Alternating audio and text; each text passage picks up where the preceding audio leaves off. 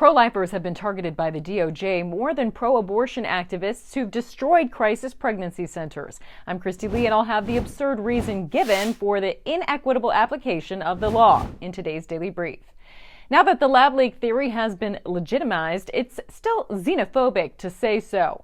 Plus, after his Twitter takeover, Musk is looking to reform woke AI chats and learn why some were shocked by a recent speech given by the New York mayor. Starting today with investigating the investigators, Senator Leigh asked if the DOJ has unevenly invoked the FACE Act to go after pro-lifers in the wake of the Dobbs decision, despite the fact that most abortion-related attacks following the decision have been against pro-life organizations and churches. In 2022 and for the first couple of months of 2023, DOJ has announced charges against 34 individuals for blocking access to or vandalizing abortion clinics.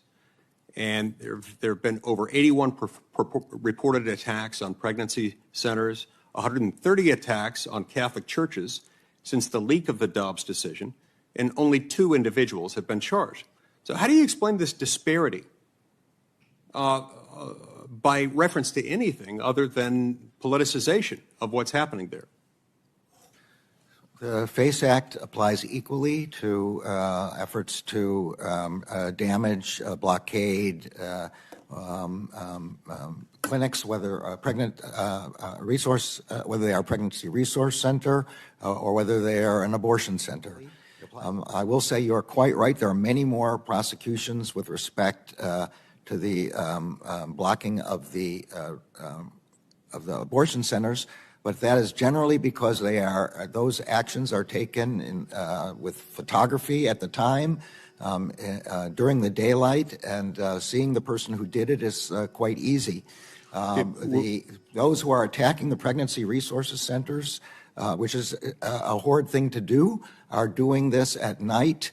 In the dark. So U.S. Attorney General Merrick Garland acknowledges the huge disparity and blames the discrepancy on the pro-abortion activists doing their deeds in the dark. Do you buy that excuse?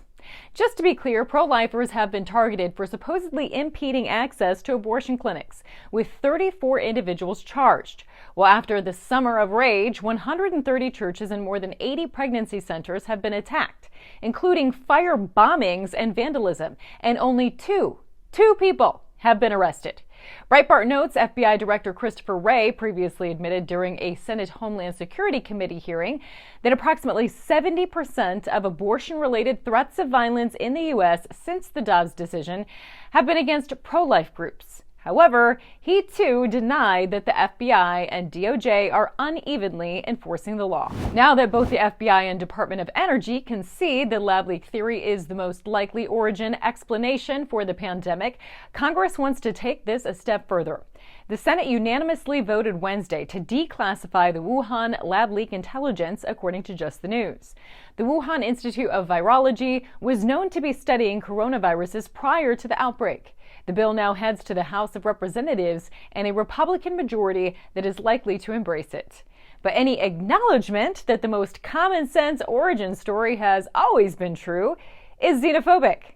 As the Federalist notes, somehow blaming the CCP for COVID rather than the Chinese people is proof of racism and xenophobia in America that must be silenced.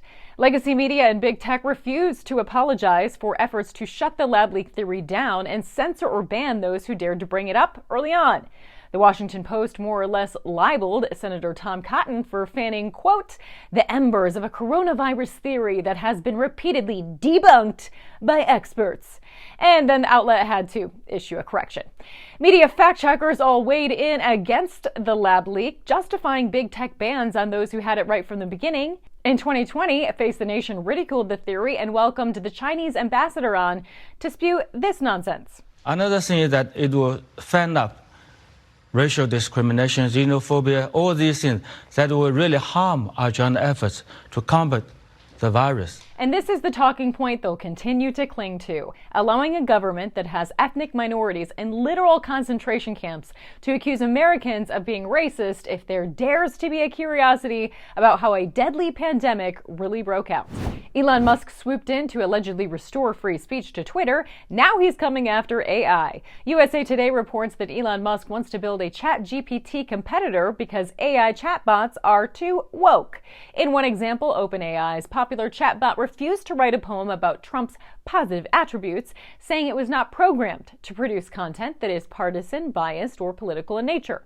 But when asked to describe Joe Biden, a poem was instantly generated and he was described as a leader with a heart so true. When asked if ChatGPT was politically biased, Musk responded that it's a serious concern. Musk co-founded OpenAI in 2015 as a nonprofit research organization. He cut ties in 2018. Musk is now in discussions to build an alternative to OpenAI's ChatGPT and has approached AI researchers about forming a research lab, according to theinformation.com. Democratic New York City Mayor Eric Adams gave an unexpected speech at a Manhattan prayer breakfast this week. Don't tell me about no separation of church and state. State is the body, church is the heart. You take the heart out of the body dies. Because when we took prayers out of schools, guns came into schools. Western Journal. The fact that the ACLU of New York jumped all over his remarks tells you all you need to know. The executive director released a statement that says, in part, "It is odd that Mayor Adams would need a refresher on the First Amendment. After all, he has sworn to uphold the Constitution more than once. First as a police officer, later as a state representative, and then last year upon becoming mayor.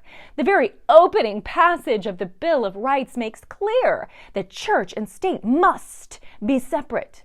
Except the phrase separation of church and state is not found in the Bill of Rights, nor anywhere else in the Constitution. It comes from an 1802 letter President Thomas Jefferson wrote to the Danbury Baptist Association of Connecticut.